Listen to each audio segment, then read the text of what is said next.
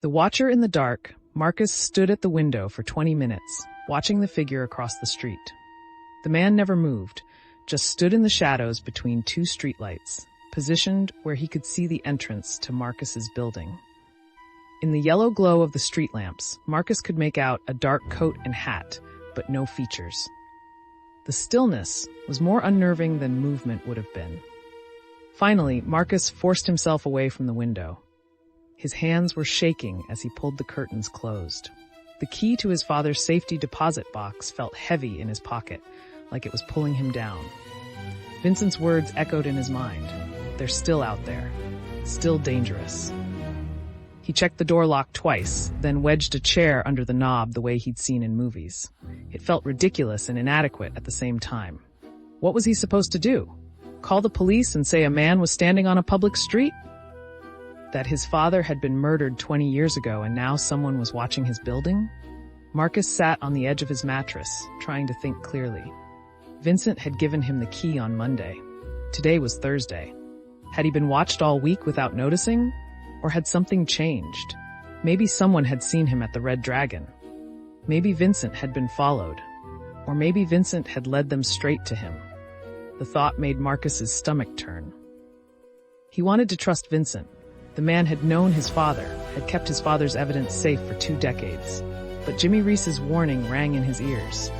The Red Dragon is connected. Everyone knows that. A knock on the door made Marcus jump to his feet. His heart hammered as he approached the door slowly. "Marcus, you okay up there?" Mrs. Rodriguez's voice. Marcus exhaled and moved the chair, opening the door. His elderly neighbor stood in the hallway wearing a faded housecoat, her gray hair in curlers. "I'm fine, Mrs. Rodriguez, just..." "That man is still out there," she said, her dark eyes sharp. "I've been watching. He's been there for an hour now. You in some kind of trouble, Mijo?" Marcus hesitated. How much could he tell her? How much would put her in danger? "I don't know," he said finally. "Someone I met this week. I think maybe they told people about me. People who might want something I have." "Something your father left you," Mrs. Rodriguez said. It wasn't a question. Marcus stared at her. "How did you..." "I'm old, not stupid." She stepped into his apartment without asking, moving to the window and peeking through the curtains. "That Vincent Zhao called you. You went to meet him. Now someone's watching your building. I can add 2 and 2. She let the curtain fall. "What did Vincent give you?" "A key to a safety deposit box. My father left evidence about the people who killed him." Mrs. Rodriguez was quiet for a moment. "Your father didn't die in a factory accident." "No, he witnessed something, a heroin operation. They murdered him to keep him quiet. And now you have whatever he collected." She shook her head. "Dios mío, you need to be very careful, Marcus. These people, if they're who I think they are, they don't forgive and they don't forget." "Who are they?"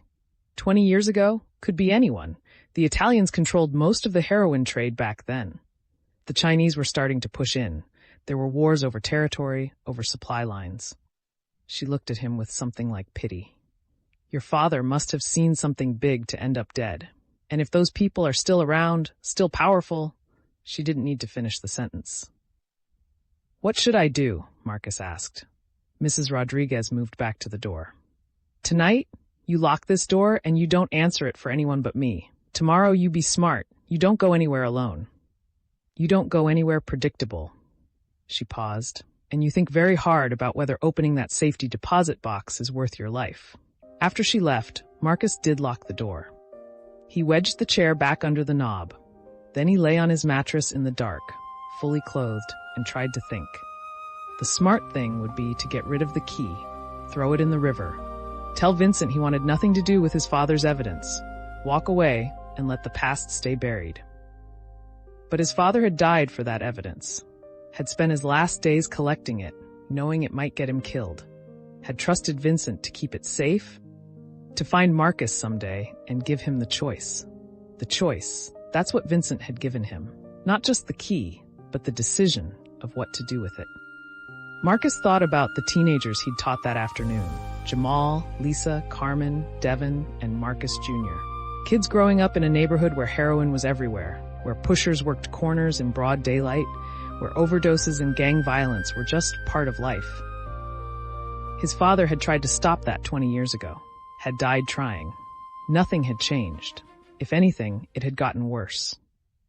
Marcus must have dozed off eventually because he woke to gray dawn light filtering through the curtains. His neck was stiff and his mouth tasted like metal. For a moment he couldn't remember why he'd slept in his clothes. Then he remembered the watcher. He moved carefully to the window and looked out. The street was empty, except for an old woman pushing a shopping cart and a stray dog nosing through garbage. No one in the shadows, no one watching. But that didn't mean anything. They knew where he lived now. Marcus showered and changed, moving mechanically. He had his teaching session at the youth center this afternoon, but first he needed to think. He needed to figure out his next move. The phone rang at 8:30. Marcus stared at it for 3 rings before picking up. Hello? Marcus Chen? A woman's voice, professional and crisp. Yes? This is Patricia Denning from First National Bank. I'm calling to confirm your appointment to access your safety deposit box. We have you scheduled for 2 o'clock this afternoon. Marcus's blood went cold. I didn't make an appointment. Oh. A pause. Papers shuffling. I have a note here that you called yesterday to schedule access to box 247. Is that not correct? No, I never called. Another pause, longer this time. I see. Mr. Chen, I think you should come in today regardless. There's been an attempted access to your box. We need to discuss security protocols. An attempted access? Someone tried to open my father's box? I can't discuss details over the phone. Can you come in this morning? Say 10 o'clock? Marcus's mind raced. This could be a trap. But if someone had really tried to access the box, he needed to know. I'll be there, he said. After he hung up, Marcus sat on his mattress and tried to think clearly. The bank was in Midtown, a 30-minute subway ride. Public place, lots of witnesses. If they wanted to grab him, that would be a difficult place to do it, unless they grabbed him on the way there, or on the way back. He thought about Mrs. Rodriguez's advice. Don't go anywhere alone. Don't be predictable. Marcus picked up the phone and dialed the number for the Nexus Collective. Robert Castellano answered on the 3rd ring. Robert, it's Marcus Chen. We met on Saturday. Marcus, yes, the young artist from the Bronx. What can I do for you? This is going to sound strange, but I need a favor. I have to go to Midtown this morning, and I need someone to go with me, for safety. A pause. Safety? It's complicated, but I'm in some trouble, and I don't want to go alone. Another pause. Then, where and when? Relief flooded through Marcus. The subway station at 149th Street and Grand Concourse. 9:30? I'll be there. Marcus hung up and immediately dialed another number. Jimmy Reese answered after 2 rings. Bronx Youth Alliance. Jimmy, it's Marcus Chen. Marcus, you all right? You sound tense. Someone was watching my building last night. And this morning the bank called. Someone tried to access my father's safety deposit box. Jimmy swore softly. I warned you about Vincent Zhao. I know, but I have to go to the bank. They want me to come in. I'm bringing someone with me, but I wanted you to know, in case something happens. What time? 10 o'clock. First National Bank on 42nd Street. You call me when you're done. You hear me? You call me right away. I will. And Marcus, be smart. If something feels wrong, you walk away. That evidence isn't worth your life. After he hung up, Marcus realized his hands had stopped shaking. Having people who cared, who knew where he was going, it helped. He wasn't alone in this. He left his apartment at 9:15, checking the street carefully before stepping outside. Mrs. Rodriguez was watching from her window and gave him a small nod. He nodded back. The subway ride to 149th Street took 10 minutes. Robert Castellano was already waiting on the platform, wearing a charcoal suit and carrying a leather briefcase. He looked like a lawyer or businessman, not an artist. Thank you for coming, Marcus said. Tell me what's happening, Robert said, as they boarded the downtown train. Marcus told him everything. Vincent Zhao, his father's murder, the safety deposit box, the watcher outside his building. Robert listened without interrupting, his expression growing more serious. You understand what you're getting into?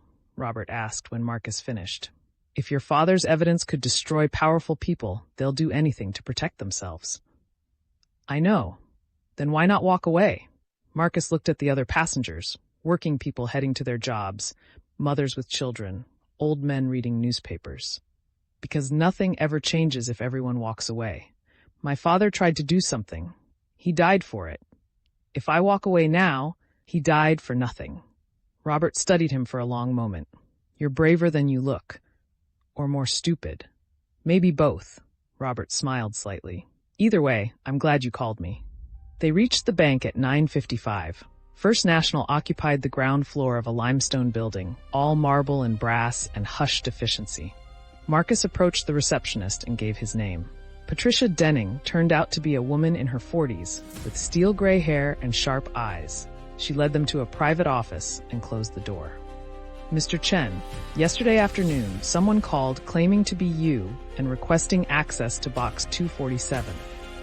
We require 2 forms of identification for safety deposit access, which the caller said he would bring. We scheduled the appointment.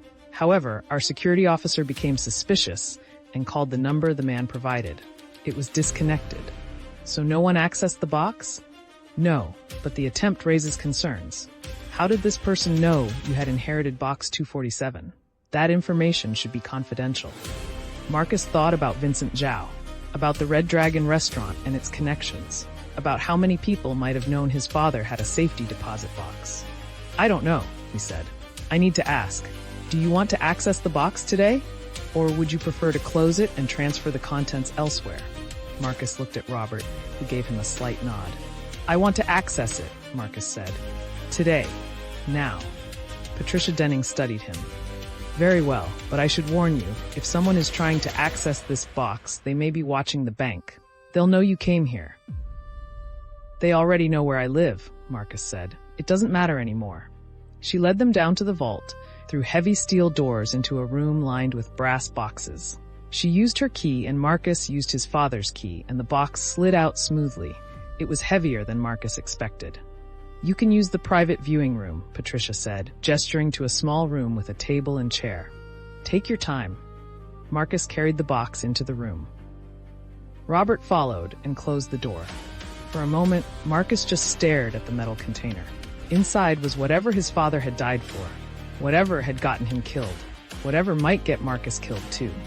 He opened the box. Inside were 3 items: a leather notebook, a manila envelope, and a cassette tape. Marcus lifted out the notebook first. His father's handwriting covered the pages. Dates, times, locations, names, shipment schedules, payment amounts. A detailed log of a heroin operation spanning months. The names made Marcus's hands shake.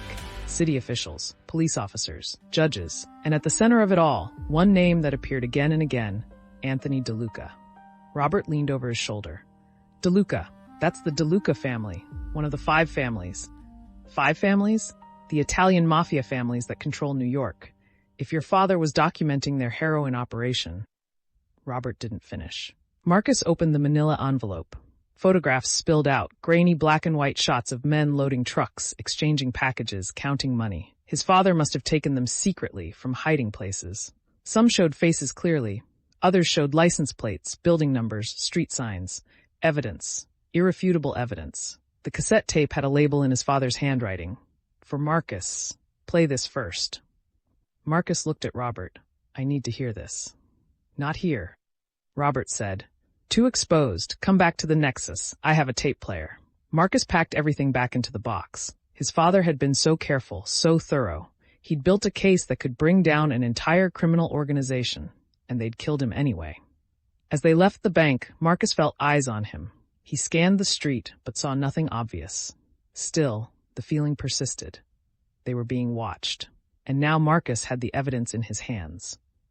The question was, what was he going to do with it? Thanks for watching our stories. Don't forget to like and subscribe for more epic adventures. Thanks for watching our stories. Don't forget to like and subscribe for more epic adventures.